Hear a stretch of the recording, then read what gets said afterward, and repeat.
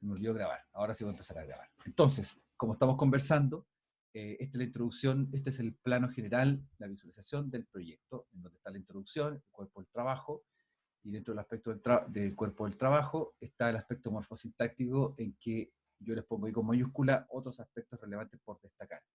Y ahí es donde ustedes tienen que jugársela por mostrar aquel elemento más importante o más interesante de la lengua que ustedes necesitan mostrar para diferenciarla de otras lenguas o para caracterizarla, pensando en que la lengua puede ser poco conocida o que pueda confundirse.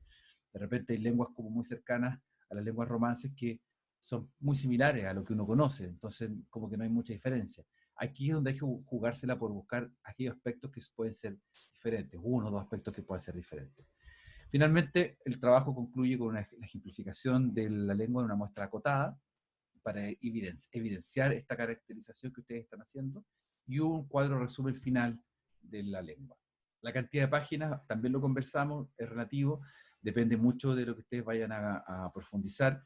No obstante, claramente cada una de las secciones tiene una página en particular, o sea, la introducción es una página, el cuerpo del trabajo es donde está concentrado la mayor desarrollo, el ejemplo también es una página, las conclusiones una página, la bibliografía otra página, de tal manera que el cuerpo del trabajo es donde quedan los 4 o 5 páginas de información que ustedes quieran relevar, 3, en realidad 3, 4 páginas, con eso estamos, es bien, está bien.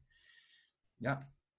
Entonces, la asignación de la clase de hoy es esta. Vamos a empezar con una reflexión en parejas de trabajo, en términos a, por supuesto, ya la lengua que ustedes ya han seleccionado, la bibliografía del Classroom, que ya han seleccionado o que no han seleccionado aún, no sé, este es el momento, para ver qué es lo que les va a servir, qué bibliografía complementaria van a usar para investigar, qué características relevantes o identificatorias de tu lengua seleccionada les interesa presentar a la audiencia, porque no todo vamos a poder presentarlo, vamos a tener que presentar algo en particular, y eso hay que escogerlo.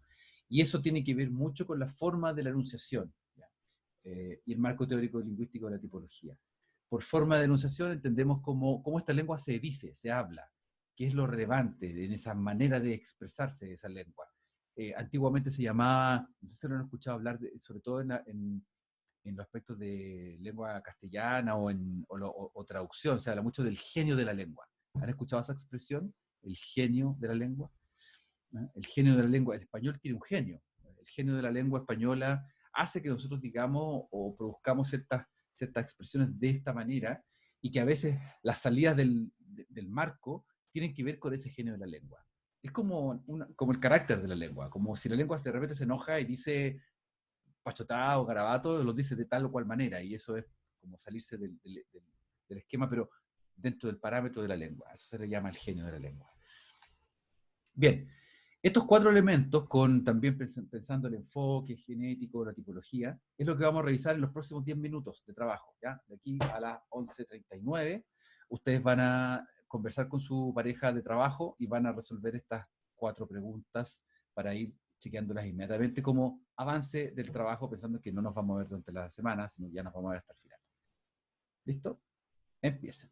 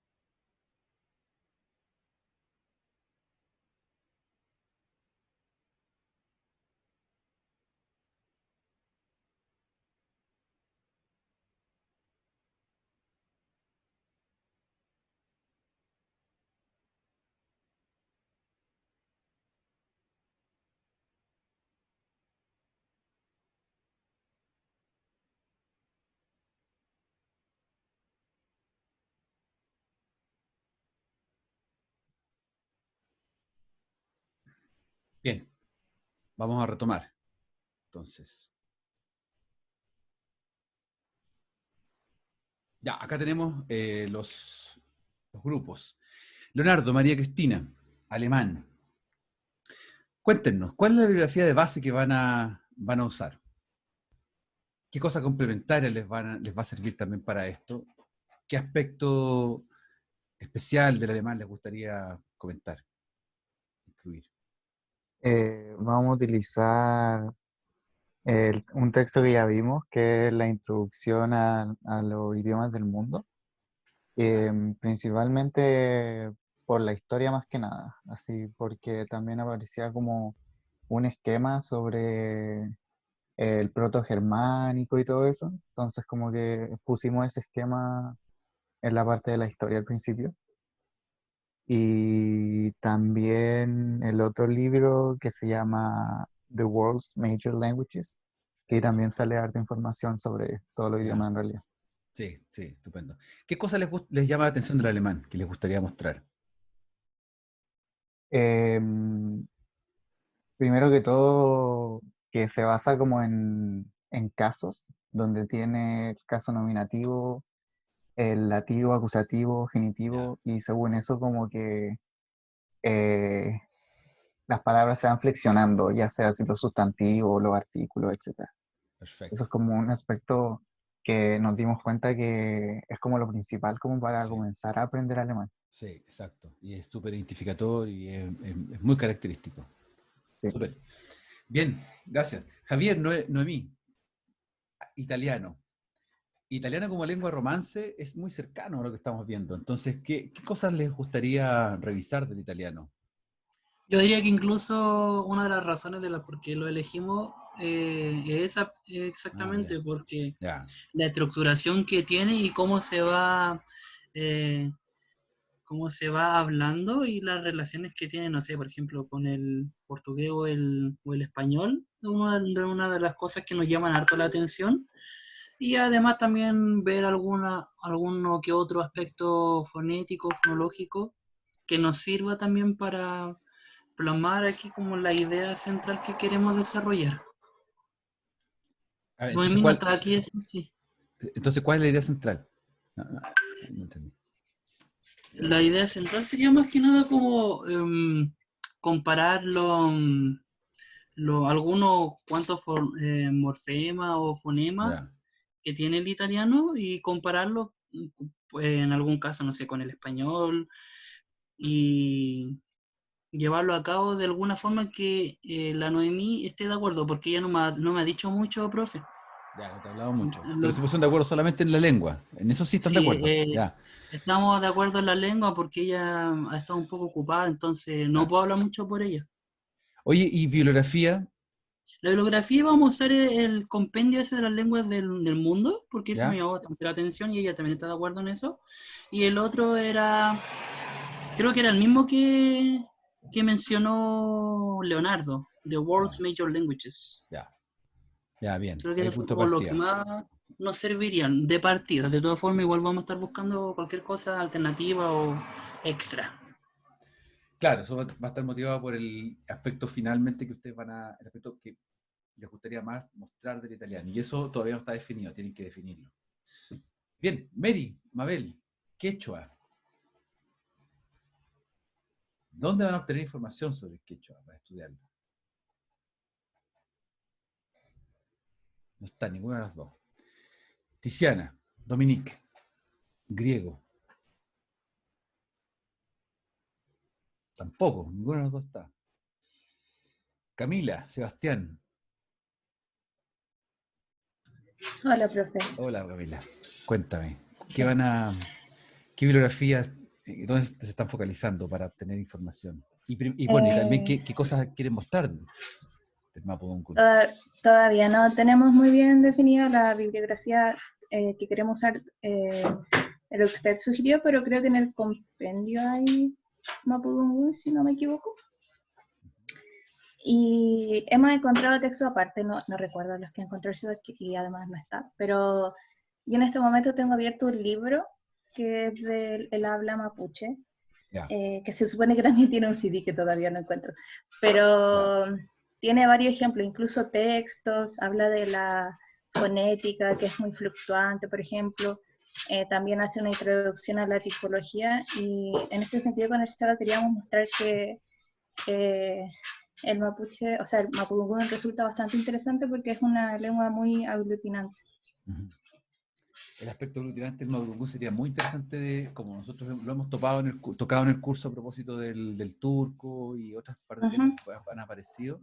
Sería muy interesante tocar ese aspecto porque a nosotros como ejercicio lingüístico cultural nos pega fuerte el hecho de que las lenguas siempre aparentemente están categorizadas o tipologizadas por elementos culturales, como por ejes de desarrollo cultural o qué sé yo, un montón de aspectos que no tienen que ver estrictamente con la lengua. Y la lengua parece ser que tiene más que ver con cómo el ser humano estructura, en alguna comunidad lingüística, estructura la lengua tipológicamente, y que eso no tendría tanto impacto con la cultura. O sea, esa tesis que es, digamos, contradictoria respecto a la tipología versus la relatividad lingüística cultural, es súper importante, sobre todo en este tipo de aspectos, sobre todo pensando también en que hay lenguas que, como lo hemos comentado en clase, hay lenguas que se consideran como de segundo orden y son mucho más complejas que lenguas que aparentemente, no sé, por ejemplo, el mismo inglés. El inglés no es una lengua altamente compleja comparándola con las lenguas polisintéticas, por ejemplo, o las aglutinantes. Por eso también el éxito del inglés, como lengua de comercio, de transacción comercial, ahí está uno de los grandes éxitos que tiene el inglés. Bien, Bernarda, Andrés, islandés, verso sin mayor esfuerzo. ¿Están? No están presentes. Bernarda, no las veo. Francisca, con Carolina, francés. Bueno, Andrés nunca lo he visto en clase. Usted a lo mejor corríjame, pero parece que es el único estudiante que nunca lo ha visto en clase. Francisca, Carolina.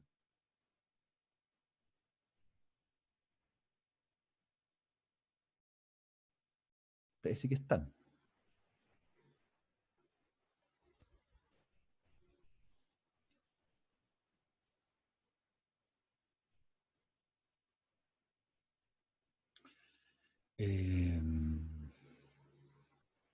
Ya, eso es algo que tienen que tenerlo rápido, luego resuelto, porque el foco, la motivación, el foco de estudio es el estudio. O sea, todo eso te dirige hacia el estudio. Si ustedes, por ejemplo, y consejos, si ustedes se sientan, empiezan a buscar, a revisar, puede estar 2 días revisando material, si es que no hay un foco inicial, si es que no hay algo. Por eso yo les decía, les he insistido harto, la motivación para estudiar la lengua es la materia prima para buscar el foco, para encontrarlo rápido y poder así desglosar. Yo les voy a dar un ejemplo ahora al final de la clase para poder darle un modelo de trabajo de cómo operar ¿sí? En acciones concretas. Araceli con Marcela están viendo el sueco. Cuéntenos, ¿qué bibliografía van a utilizar? ¿Hay encontraron algo complementario que les parece interesante para estudiar el sueco? Estamos viendo si utilizar el atlas de los lenguajes, ¿Ya? también el compendio, y complementario han sido libros de gramática, Compressing Grammar of Swedish, y eso también serviría como base para las frases de ejemplo o ver otros aspectos. Ya. Bien. ¿Pero hay algo en particular que les haya llamado la atención del sueco ya, en este momento, que quisieran ponerlo en relieve? Respecto a morfología y sintaxis, nos apareció sobre los sustantivos que estos tienen 2 géneros, que es el común y el neutral. Ya. Y eso como que modifica o hace más interesante el idioma en sí.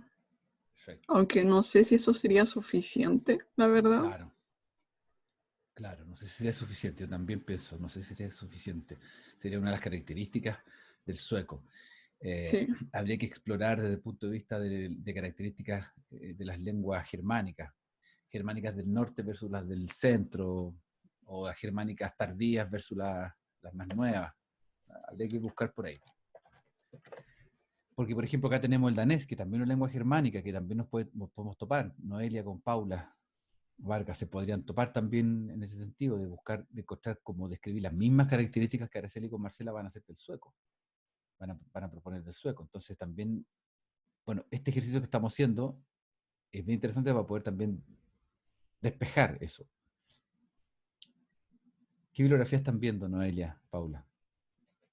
A Paula nomás parece.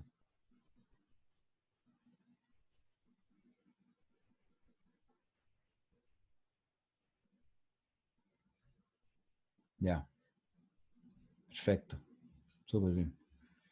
Sí, bueno, parece que todos están ocupando, o sea, está sirviendo el asunto del compendio, los libros que les dejé que son panorámicas, ¿ya? Fíjense también en ya que vieron los compendios, fíjense en los otros libros específicos que hay, porque ahí les pueden servir para ejemplos concretos, para definiciones, cosas por el estilo. ¿Mm? Camilo y Dante van a ver el polaco. Sí, Ahora, así es, el polaco. sí, lengua eslava, es otra cosa esto. Exacto, por lo mismo lo elegimos como que utiliza el abecedario derivado en latín, pero de una manera diferente a la nuestra, sobre todo con el tema de que las consonantes tienen como estas diacríticas. Exacto. Por lo mismo nos pareció interesante. Sí, qué bueno. Ya con eso tienen un mundo de cosas por explorar, porque hay mucha novedad para nosotros. Entonces van a tener que escoger, yo les sugiero ahí mostrar una panorámica, sobre todo, como tú dijiste, con respecto a las cuestiones fonológicas, tal vez aspectos de escritura, qué sé yo, un montón de datos que pueden ser muy relevantes para una aproximación y después focalizar en algún aspecto específico. Súper. Exacto. Y Dante, ¿cómo está con sus problemas de internet?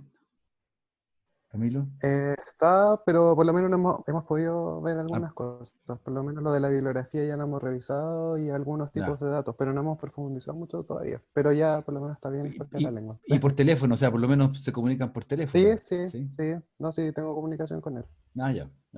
Bueno, por último, por ahí puede ser. Violeta, sí. Daniela, ustedes están viendo catalán. Sí. Van a ver catalán. Ya. Sí, bueno, principalmente, claro, al ser una lengua románica, como que uno dice, como que es muy igual o parecida, pero igual, claro, hemos hecho como el ejercicio de escucharlo y tampoco es como que fácilmente se entienda como lo que dice. Entonces, claro, ahí sería como buscar las cosas más características. Y ya hemos visto algunas cosas como que se parecen mucho más al francés, o sí, que al español. Sí. Y claro, como en las terminaciones que terminan más en consonante y como que se pierde la vocal. Exacto. Y otro aspecto sería como, bueno, los tiempos verbales, que, bueno, lo vamos a dejar para después, para no decirlo al tiro, pero son esos aspectos. Sí, miren, fíjese que se va a dar una lógica, se va a dar una dinámica bien especial en esta ocasión cuando ustedes empiezan a presentar sus lenguas, porque tenemos italiano, francés y catalán, son lenguas parientes, o sea, nos vamos a encontrar con cuestiones muy similares, por eso va a ser bien interesante que ustedes puedan definir y traten también de, si ustedes se pueden contactar mientras están trabajando, como tratar de delimitar que no toquen los mismos temas. Por ejemplo, voy a decir, no sé, la declinación verbal en cada uno de ellos. Si cada uno habla de la declinación verbal y esto es muy parecido, puede ser medio aburrido para todos ver un mismo aspecto. También nos parece interesante mencionar lo de la historia, que he hablado en muchos países, pero es oficial solamente en uno. Entonces igual queríamos como abarcar ese tema histórico de la lengua. Sí, totalmente. Creo que los aspectos históricos, la filogenética, de dónde surge la lengua, cómo viene, cómo apareció, cuáles son sus relaciones de parentesco, entre comillas, con otras lenguas, eso también va a ser interesante en la medida en que ustedes le pongan el relieve a los aspectos morfológicos que van a revisar. ¿Ya? Esa parte, eso es lo entretenido de este trabajo, que no se hace de una sola manera. O sea, hay varias maneras de poder hacerlo, dependiendo del interés que ustedes tengan y de lo que encuentren que sea un hallazgo interesante de mostrar. Alonso con Francisca. Coreano. Hola, sí. Hola. Cuenten. ¿Qué bibliografía están ocupando o van a ocupar? Vamos a usar del Classroom vamos a usar el de World's Major Languages, Ujú. el Concise Compendium, Perfecto. y también el Linguistic Students Handbook, porque vimos que tiene un cuadro Ya, que está bien. bastante interesante. Y además de eso, vamos a usar un paper súper reciente que encontramos, que se llama Introducción al idioma coreano, que Ya. también hace una comparación con el español, pero también tiene muchas características como generales, históricas, lingüísticas, de todo eso, que también resaltan varios puntos importantes y distintivos del idioma coreano. Perfecto. Perfecto. Sí, Ya, en cuanto excelente. al Ahí ya tienen enfoque, harto. Ah, perdón. igual estábamos pensando en enfocarnos en las diferencias, o sea, como en aspectos característicos que tenga el coreano. En ese sentido, hasta el momento, lo que ya tenemos como fijo es el tema de la formalidad y cómo se presenta la conjugación verbal, adjetival e incluso de algunos sustantivos. Entonces, eso tenemos hasta el momento. Bueno, ya tienen harto, eso es harta información, pensando en que tenemos que tratar de sacarle partido. O sea, hay un contexto que cada uno, o sea, el contexto de la lengua que se va a presentar, y luego los aspectos específicos como este, que es uno de los aspectos de la lengua, es harta información. Bastante interesante eso. Bueno, esto es, pues, se fijan, cuando uno empieza a explorar un poquito, se da cuenta que hay harta información y que hay que seleccionar algunas cosas que son las que tienen que ser relevantes. Vamos a ver un ejercicio, como les decía hace unos minutos atrás, de enfoque, de indagación en una lengua, de cómo enfocarla y cómo resolver ese enfoque, ¿ya? Antes de eso, un puente entre medio de uno y lo otro, el Swahili. ¿Lo pudieron terminar? ¿Lo pudieron ver el Swahili? ¿Pudieron revisarlo? ¿Cuántos lo hicieron finalmente, el ejercicio del Swahili? ¿Nadie? ¿Ni uno? Porque yo me acuerdo que alguien lo había hecho. Sí, Camila, Paula, Violeta, sí, Francisca también parece que lo habías hecho, ¿no? Ya, no importa que se hayan equivocado o no, si lo importante es haberlo hecho. Bueno, los que no lo hicieron, pucha, qué lástima, pero los que lo hicieron, bueno, todavía lo pueden hacer los demás, por supuesto, pero los que lo hicieron ahora voy a mostrar las claves, entonces voy a como spoilar un poco de qué se trata. Es como, ahora mi deber es entregarle alguna información al respecto. Por ejemplo, nosotros tenemos acá toda esta información y el método más apropiado para hacer esto es que, o uno de los métodos, es explorar la glosa. Entonces, revisar en inglés, la glosa en inglés, la referencia, la única que tenemos, poder decir qué es lo que hay detrás de esto. Y aquí nos encontramos entonces con los verbos. Fíjense que aparecen, yo marqué los verbos, los puse con colores, para que ustedes pudieran ver, y para uno mismo también, revisar cuáles son los verbos que existen y cuáles son las terminaciones, etc. Y nos encontramos rápidamente, nos damos cuenta que aparecen tipos de información distinta. Aparece en los verbos, aparecen los verbos en tiempos distintos. En el caso de la primera, wrote, aparece en el pasado, después nos encontramos en el presente, en la número 6, y de repente nos encontramos con el futuro, por ahí en la número 15, por ejemplo.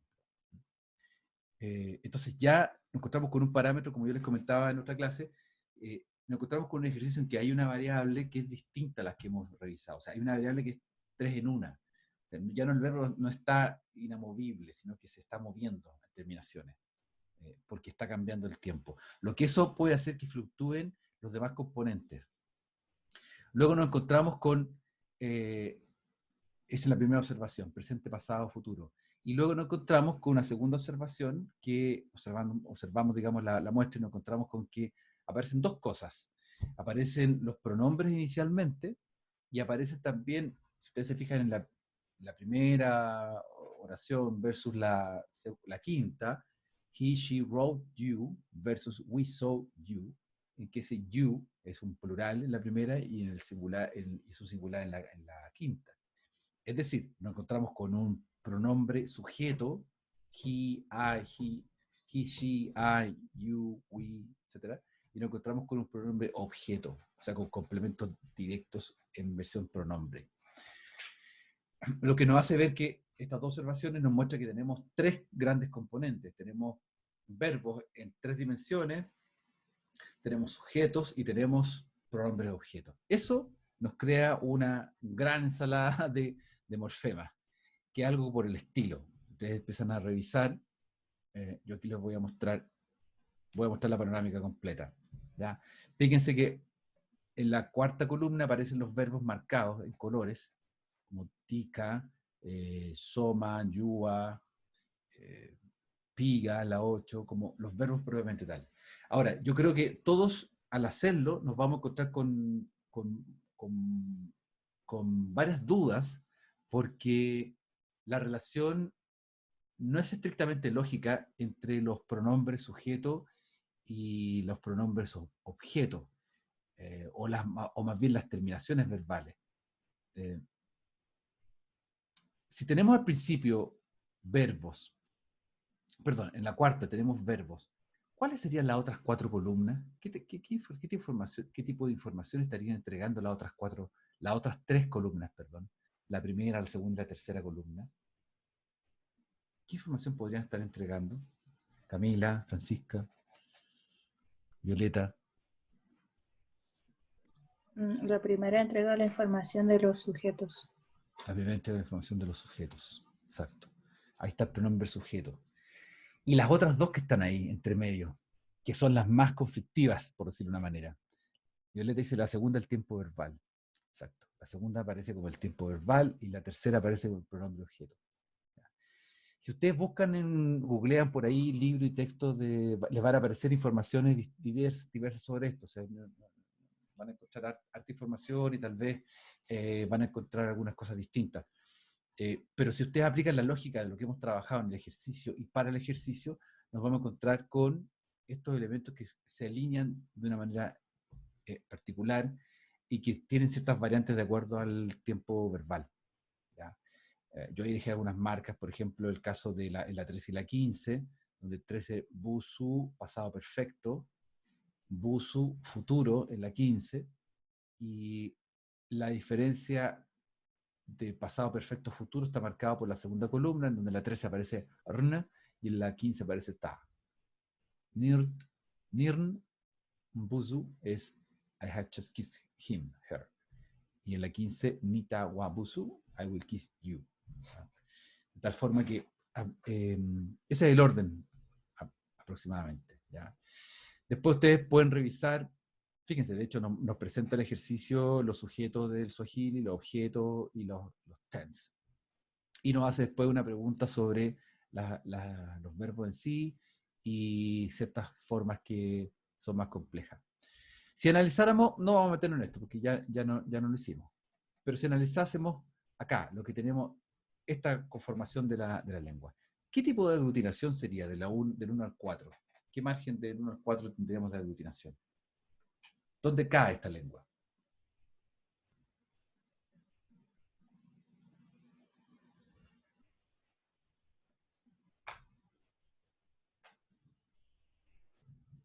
Camilo, ¿qué se te ocurre, Camilo? ¿Dónde podría estar cayendo esta lengua? ¿En qué categoría? Del 1 al 4. Sinceramente no estoy muy claro. Creo que puede ser como intermedio, quizás. Una aglutinación que no es tanta la información que está escondida, quizás. Pero tampoco es todo obvio. A ver, ¿quién más? Daniela. Camila dice tipo 3. Tipo 3. ¿Cuál es el tipo 3? SB. No, sí. Muy está bien. aglutinante. Eso estoy preguntando más que nada. Sí. Es aglutinante, claro. Es una lengua aglutinante. Porque tiene la aglutinación, recuerden que tiene que ver con la cantidad, digamos, con el tipo de morfema que va entregando información específica. ¿Ya? Bien, eso fue. Quiero mostrarles ahora rápidamente, simular un ejercicio en que yo tengo interés por el finlandés. Entonces, quiero ubicarlo y quiero presentárselo a ustedes. ¿Ya? Como tal, lo ubico en el mapa, en el globo terráqueo, busco las coordenadas del finlandés, porque se habla en Finlandia, obviamente, entrego esas nociones muy rápidamente, las nociones de dónde está Helsinki, su capital, cuál es su importancia, las famosas auroras boreales, que sacan las mejores fotos de auroras boreales se hacen en Finlandia o en Islandia, por ejemplo. Ya, dato anecdótico. Y luego me voy a una primera aproximación y digo, me interesan dos cosas, la clasificación genética y las coordenadas, ¿cierto? Dijimos que vamos a clasificarlas genéticamente también, o sea, su relación con otras lenguas, y las coordenadas. Entonces, entrego información sobre la clasificación genética. Digo que se parece, que pertenece es una lengua fino-úgrica, que es una rama de las lenguas úgricas, que tiene parientes como el húngaro, lenguas pérmicas, mórdovas, etc. Y las coordenadas donde existe, ¿ya? Quiénes hablan esta lengua, el porcentaje de hablantes, etc. Me detengo en la fonología y la escritura porque en el finlandés es súper importante entender que existen distintos tipos de vocales, ¿ya? Particularmente el finlandés tiene vocales que las hacen distintas, que ya lo vamos a ver más adelante por qué. Entonces yo presento eso y puedo hablar también un poco de que se ocupa el alfabeto latino, que el alfabeto tiene tantos elementos de letra. ¿Listo? Exactamente, este es un ejemplo para hacer la presentación del trabajo. Es un ejemplo para hacer el trabajo, en realidad, ¿ya? Es como yo enfocaría el trabajo y después, como este mismo trabajo, yo hago una presentación, que es lo que estoy más o menos mostrando acá, y el detalle más completo de información lo voy a verter en el documento escrito. Bien, entonces, a propósito de mi investigación también, yo digo, tengo un video en que yo tengo elementos. El video es largo, no lo voy a presentar completo en la presentación. Sí puedo presentar un par de cosas, pero para efectos míos de estudio, como grupo de trabajo, me interesa el video porque encontré que el video era explicativo y que me permitía entender rápidamente ciertas cosas que aparecen en las fuentes bibliográficas oficiales. ¿Se fijan? Por eso yo le hago mucho énfasis en que ustedes deben tener el foco de trabajo, deben rápidamente saber qué es lo que van a estudiar. Y el acceso a esa información la pueden obtener de dos fuentes en paralelo, de la bibliografía que ustedes ya están seleccionando y de ciertos videos y elementos que puedan encontrar en internet que les permitan entender de qué se trata. Entonces yo les voy a mostrar solo un par de segmentos de esto. My name is Paul. Today I'm going to talk about the Finnish language.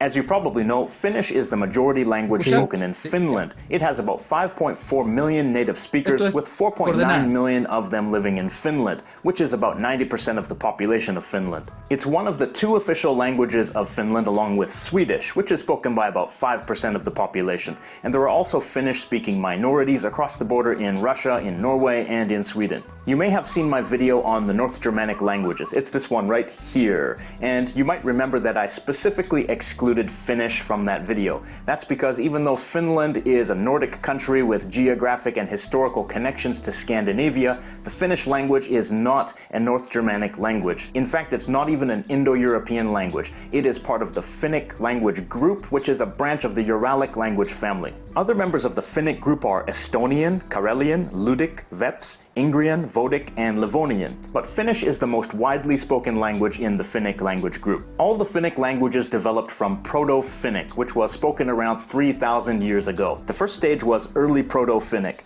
Then during the Middle Proto-Finnic period, some changes took place in that language, and it split into two: Proto-Samic, the ancestor of the Samic languages, and Late Proto-Finnic, which ultimately became the most recent ancestor of all the Finnic languages. It's worth noting that Finnish contains a significant number of Germanic loanwords, some of them which are clearly ancient in origin. For example, kuningas, which means king, tuoli, which means chair, and it comes from the same root as stool, and koulu, which means school. From words like these, we can see that the ancient Finns had extensive contact with Germanic peoples. Late Proto-Finnic diverged into three dialects: Eastern Proto-Finnic, Northern Proto-Finnic, and Southern Proto-Finnic. These three dialects of Late Proto-Finnic mixed with each other, and the resulting mixes of influences developed into the dialects that make up the Finnish language. Around the 12th century and 13th century CE, Sweden conquered Finland and made it a province of their country. Ya, se fijan, nos encontramos entonces con una caracterización del finlandés que para mí como investigador me sirve demasiado para poder entender las coordenadas y poder decir, ah, qué interesante. El finlandés entonces es algo que yo lo puedo estudiar desde este punto de vista y por lo mismo en mi trabajo voy a hacer énfasis en esta parte histórica de la lengua me parece que puedo también explorar y declarar que la lengua finlandesa no es como lo que ustedes piensan o lo que todos pensamos que es una pura lengua, sino que es una lengua que ha sido un mix de varios dialectos y que hoy día hay varios dialectos que se hablan en Finlandia, probablemente tal. El dialecto que se habla en Helsinki, la capital, tiene que ver con el número 1 y el número 2 tipos de dialecto, y no con el número 6, que es un tipo de dialecto más profundo, de Finlandia profundo, que es decir, el número 5, que está por ahí arriba, y que tiene parentesco con el kareliano, que es también una lengua que se asemeja mucho al finlandés. Por lo tanto, ya entrego coordenadas y puedo declarar a modo de presentación, decir que si bien es cierto que el finlandés tiene distinciones a nivel diatópico, diastrático, diafásico, o sea, porque es una lengua que tiene muchas diferencias en términos de los hablantes que la hablan, valga la redundancia, y tiene diferencias con respecto también a que socioculturalmente la gente habla de distintos finlandeses, que hay algo que no escapa al finlandés, ocurre con todas las lenguas. Sí puedo declarar que existen elementos que son muy, muy importantes, muy cruciales para estudiar el finlandés y que lo caracterizan propiamente tal. Uno de estos aspectos que lo diferencia, por ejemplo, de muchas lenguas y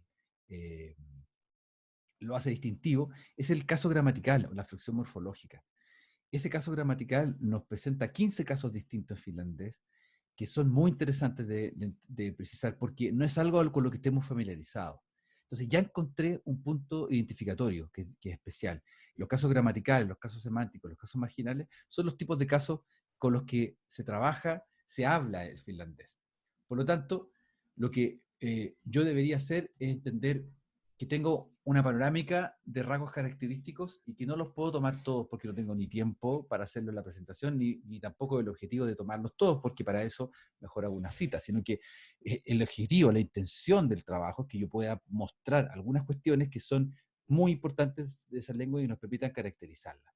Entonces, en el video, tanto como en los compendios de descripción lingüística que ustedes tienen, ya la bibliografía, se van a encontrar con este tipo de información, donde se entrega los elementos más característicos de la lengua. Eso es lo que les voy a mostrar a continuación, para que se hagan una idea de cómo ir explorando ese asunto. Acá va. So what is the Finnish language like? Well, it shares some features with the other members of the Finnic language group. Some of those features are no grammatical gender. There is no distinction between masculine, feminine, or neuter. Not even in the personal pronouns. Han means both he and she. And interestingly, Finland was one of the first countries to grant women the right to vote, and it was one of the first to have a female president. So maybe gender equality is just built into the language and way of thinking. Hey, you never know. Next, no articles. Articles are the words like a or the in English. English speakers often wonder how you can communicate without those articles, but the context usually provides enough meaning that you don't actually need the articles. Next, Finnish has some prepositions. In English, those are words showing location or relationship, like to or at or on. But Finnish has many more postpositions. These are similar to prepositions in function, but they come after the word that they add meaning to, rather than before. Here's an example sentence with a postposition. Tori on kaupungin keskellä.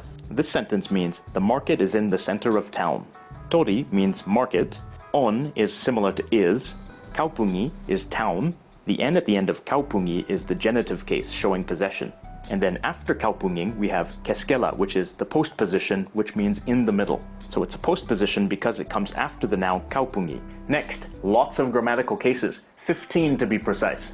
That means that nouns, personal pronouns, and adjectives have 15 different forms depending on their function in the sentence. We can't look at all 15 right now, but let's look at an example. Finnish has the accusative case, which marks a direct object, and that's common in lots of languages. It can be shown with an N at the end of the word, or it can be shown with nothing, just left blank at the end of the word. But there is also something called the partitive case. This also marks a direct object if the object is only part of a whole, or if the action is incomplete, or if the action is negative. Syötkö kalan? This sentence means, will you eat the fish? Syöt means you eat. K is a question marker. Kala is fish. And the N at the end of kala is the accusative case, showing that the action will be completed and that the whole fish will be eaten. Syötkö kalaa? Means, do you eat fish? So again, syöt is you eat. K is the question marker. Kala is fish. And the a at the end of kala is the partitive case, which shows that there's no completed action. There's no completed action because there's no specific fish being eaten. This is just a general question. Next, you may have noticed in the above example sentences that the present tense and future tense are the same. That's right, in Finnish there is no future tense, but the future can be indicated in a couple of ways. When you see a present tense verb with an accusative case object, like this, that indicates the future because it shows that the action will be complete at some point. When you see a present tense verb with the partitive case, like this, that indicates present tense because the action is not a completed action, so it must be happening now. The future can also be clarified with a time expression. Here's an example demonstrating that there is no future tense in Finnish. Luen. This means I read. Luen huomenna. This means I will read tomorrow. Huomenna means tomorrow, and that time expression is what indicates that this action will take place in the future. Next, there are a lot of long words in Finnish because of agglutination and because of compound words. Finnish is an agglutinative language, meaning that words can be formed by attaching together pieces that add meaning to the word, without those pieces changing. You just attach them together. In English, we might use separate words like conjunctions and prepositions, but in Finnish, special endings can be added to a word stem. Here's an example starting with the word for house. Talo, talossa, taloissa, taloissani, taloissanikin, taloissanikinko. And a few additional features of Finnish. Number one, the main stress always goes on the first syllable of the word. Number two, there is no equivalent of the verb to have in Finnish. Number three, Finnish has negative verb conjugations. That means that instead of using a negation word like not, it has an entirely different form of the verb to show that it's negative. Finnish is clearly a very interesting language that might be quite different from the languages that you're used to speaking and learning. But is Finnish as hard to learn as people say it is? Well, I can't tell you from personal experience, but it seems to me that if you've never learned a language from the Finnic group or from the Uralic language family before, then you'll probably have to bend your mind a little bit to understand how. Bien, ahí está entonces. Fijan, esa es la manera que yo les propongo como ir aproximándose a esto, como una primera aproximación. Encontrar esos rasgos característicos. ¿A qué lengua se parece esta lengua finlandesa de las que hemos visto? O las que ustedes a lo mejor están empezando a revisar. ¿Se parece a alguna en particular?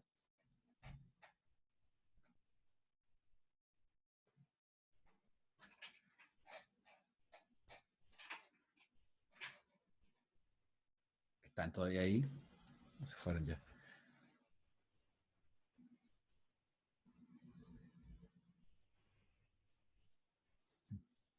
Es una lengua flexiva aglutinante. Es muy aglutinante.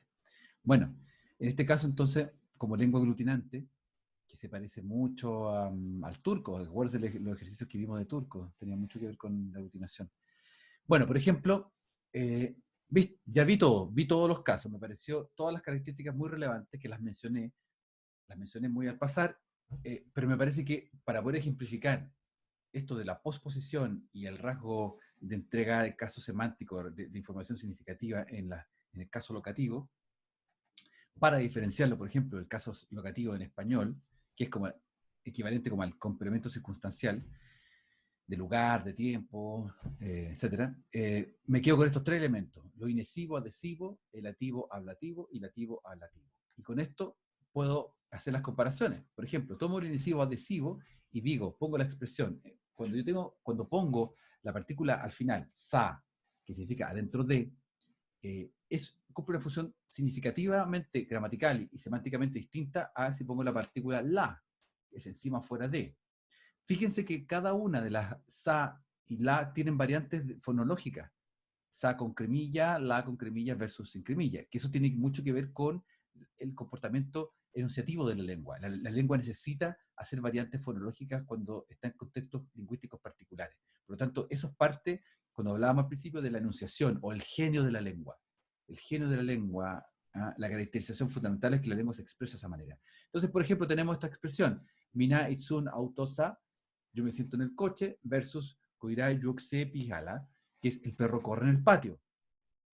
El coche es un espacio cerrado, el patio es un espacio abierto. Por lo tanto, yo no puedo decir, si quiero decir el coche, yo me siento en el coche, no puedo decir Mina itsun autola. Tiene que ser autosa, porque estoy en el coche, adentro.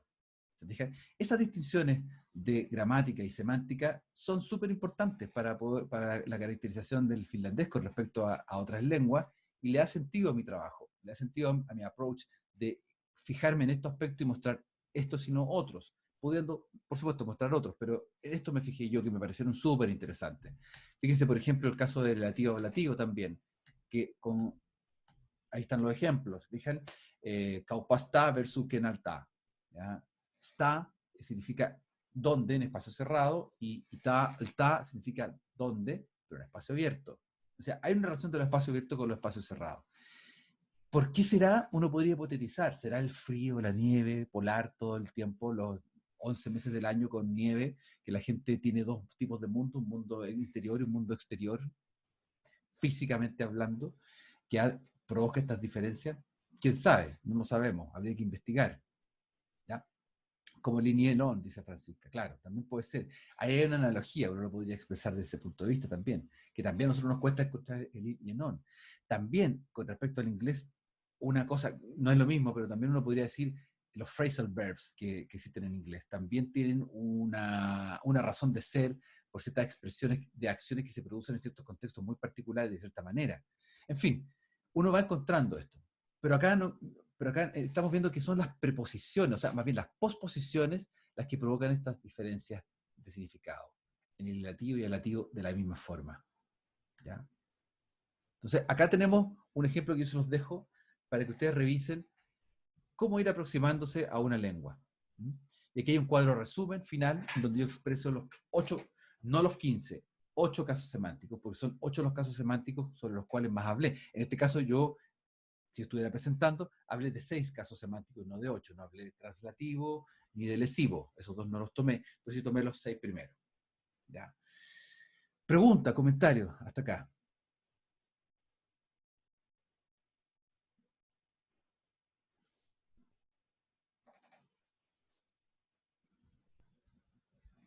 ¿Más preguntas, comentarios? ¿Queda claro? ¿Profe? ¿Sí? Entonces tenemos que fijarnos como, quizás no en todas las características, pero en las más distintivas, las más particulares de la lengua. Fijarse en todas las características y seleccionar las más particulares, las que son más identificatorias de la lengua. Claro, por eso yo les insistí en que escogieran, de hace mucho rato, escogieran la lengua para poder empezar a revisarla, ver qué aspectos son los relevantes, porque se van a encontrar que muchas lenguas tienen aspectos muy similares a nuestras lenguas, a las que conocemos, a las que ustedes conocen más lenguas, conocen el portugués, por ejemplo. Entonces, ya, si se parece mucho al español, al portugués, no es algo tan relevante como vamos a mostrar, pero sí encuentro un elemento como este, dentro de todos los aspectos que revisé, este voy a escoger y no otro.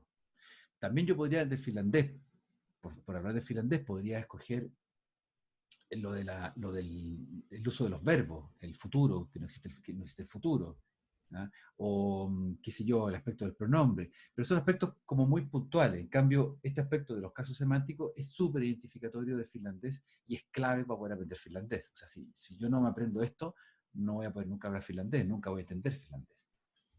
A eso voy, con que ustedes tienen que buscar algún aspecto que sea muy identificatorio.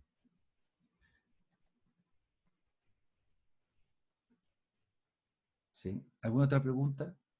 ¿Comentario?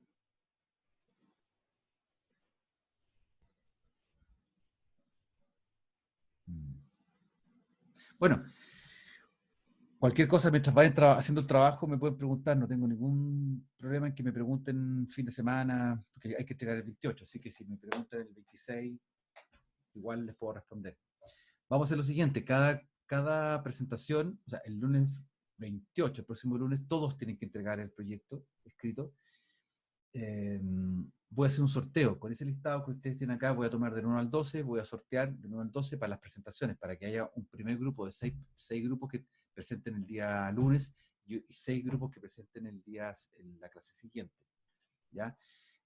La presentación dura 10 minutos, así que la clase va a durar 60 minutos, así, pero yo creo que vamos a durar un poquito más de 60 minutos. Así que les pido consideración al respecto para que hagamos presentaciones de 10 minutos. Yo voy a estar, por supuesto, en el cronómetro, pero para que la piensen en 10 minutos, en que hagan una presentación sobria y entreguen elementos así de lo que hayan seleccionado. ¿Ya? Cualquier pregunta me me la hacen llegar, insisto, y yo les voy a mandar hoy día mismo en la tarde el sorteo para que tengan claro quiénes presentan la primera clase y quiénes presentan la segunda. ¿Sí? Bueno, profe. Bueno, profe. Gracias por responder. Que estén muy bien.